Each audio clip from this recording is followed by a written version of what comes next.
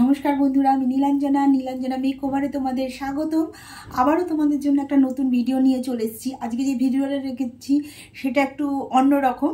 তা আজকে কোনো মেকআপের ভিডিও আমি তোমাদের জন্য দেখাবো না। আজকে তোমাদের দেখাবো একটা ন্যাচারাল ডিও। তোমরা বাড়িতে কি করে ন্যাচারাল ডিও ইউজ করবে বা ব্যবহার করবে সেইটা আমরা দেখাচ্ছি।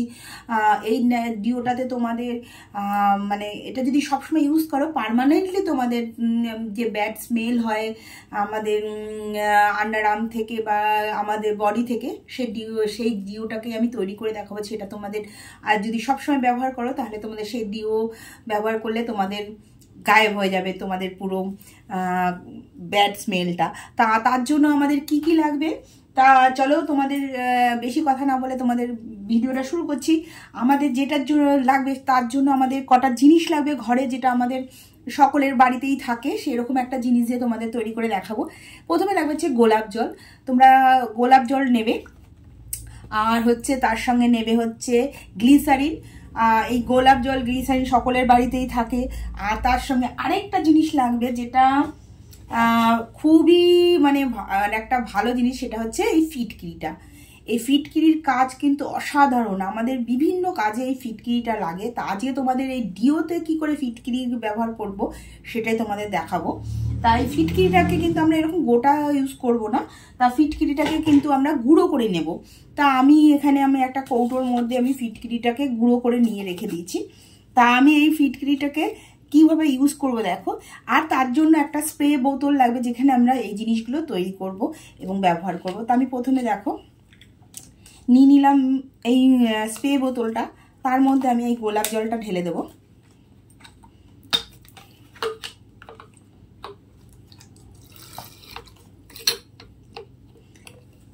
তার মধ্যে দিচ্ছি একটু গ্লিসারিন।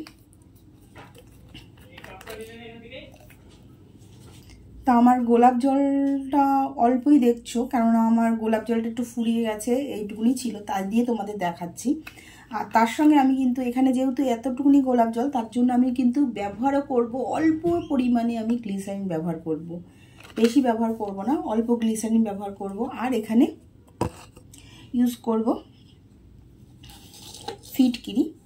ফিটকিরিটাও আমি খুবই কম পরিমাণে ইউজ করব। কতটা পরিমাণে দেখাচ্ছি তোমাদের। ফিটকিরিটা কিন্তু আমরা খুবই কম পরিমাণে ব্যবহার করব, এই অল্প পরিমাণে ব্যবহার করব। আর তোমরা এখানে দেখতে পাচ্ছ ফিটকিরিটার কালার কিন্তু একটু কালচে হয়েছে, কারণ এটা করেছি কি আমি ফিটকিরি তোমরা এরকমও ব্যবহার করতে পারো। আর গুঁড়ো করে তোমরা একটু চাটুর মধ্যে টেলে নিয়ে আবার এরকম বাষ্পটা বেরিয়ে যাবে, তারপরে আবার গুঁড়ো করবে, তখন কিন্তু এরকম একটা অন্য কালার আসবে। সেটা কিন্তু করলে আরও বেশি ভালো হয়। তা আমি সেইরকমভাবে আমার এইটা গুঁড়ো করা ফিটকিরিটাকে এবার এর মধ্যে আমি দেখো এইটুকুনি, যেহেতু আমার পরিমাণটা কম, সেটা এটার মধ্যে আমি এইটুকুনি ব্যবহার করব। ব্যাস, খুব ইজি। এবার এটাকে নেড়ে দিলাম। এবার তোমরা যদি সাদা মানে কোনো, আমি তো এটা যেহেতু একবার তেলে নিয়েছি ফিটকিরিটা গুঁড়ো করে, সেই জন্য আমার এই কালারটা হয়েছে। আর তোমরা যদি এমনি গুঁড়ো করে রাখো তাহলে তোমাদের কালারটা সাদাই হবে। তা দেখো